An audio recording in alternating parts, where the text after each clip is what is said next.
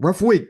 All of my unbeaten teams fell, so hopefully you had a better week. But week six waivers are upon us, and hey, if you have any questions about your lineup or you just want a second opinion, drop it in the comments section below and I get back to every single one. I am all over the San Francisco 49ers on the week six waivers. Whether if it's the quarterback, the tight end, or even the kicker, I like all of it because next week they play Tampa Bay, and that should be a fun one to watch. Could be a shootout. But the main guy is Jake Tonges, only owned in 4% of Yahoo leagues, five ESPN leagues. And this is a guy that, no matter the quarterback, his situation is cut out and he is guaranteed a role on a weekly basis. 2 weeks ago, when he had Brock Purdy as quarterback, 14 fantasy points. Last week with Mac Jones and a lot of injured options, 17 fantasy points. He's a solid option on a weekly basis until George Kittle returns to this offense, which should be a couple weeks from now. So for the meantime, Jake Tonges in this Niners offense, no matter who's healthy, who's the quarterback, he seems to be the guy.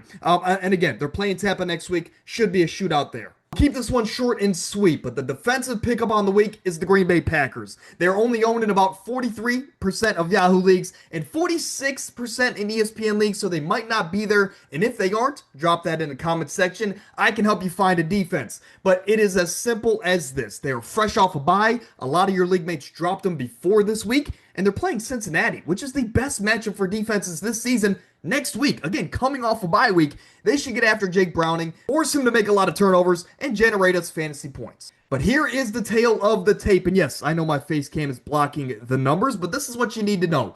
Everybody on your screen is owning 50% or less of our Yahoo and ESPN leagues. At the quarterback position, Mac Jones only if Brock Purdy is going to be out. As of right now, before Monday Night Football, Brock Purdy's status for next week is up in the air. So if you need a quarterback for next week, if you have a Minnesota or CJ Stroud as your quarterback, Mac Jones might not be a bad option to go after. Penix, he's playing Buffalo next week. Not a great matchup, but he's had 2 weeks to prep for Buffalo.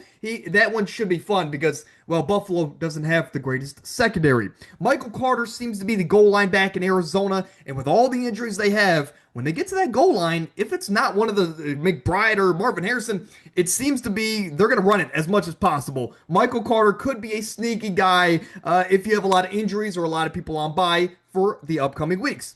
At the receiver position, Kendrick Bourne, it's tricky with the San Francisco options because Juwan Jennings and Ricky Pearsall are set to return next week. Not to mention Brandon Ayuk is going to start ramping up his training to return to the field. So sure, Kendrick Bourne had an amazing week last week, but he's just like Mac Jones. Monitor the injuries on the San Francisco offense, and if it's the same situation as last week where these starting wide receivers are out, Kendrick Bourne is no doubt a pickup and play for next week. But again, it's all kind of a wait and see with the San Francisco offense. Ryan Flowerny, or Flournoy, I don't know how to say it, but he stepped up and stepped out in that Dallas Cowboys offense. Last week had 11 targets in that game against the Jets. And Dak Prescott, with no CeeDee Lamb, wants to throw it to somebody else in the receiver room outside, of course, of George Pickens. Ryan seems to be that guy. Again, it's for the deeper leagues, and if you want, just grab them and stash them and see if it turns to anything. We talked about Tonges. We talked about Eddie Pinheiro last week, 18 points.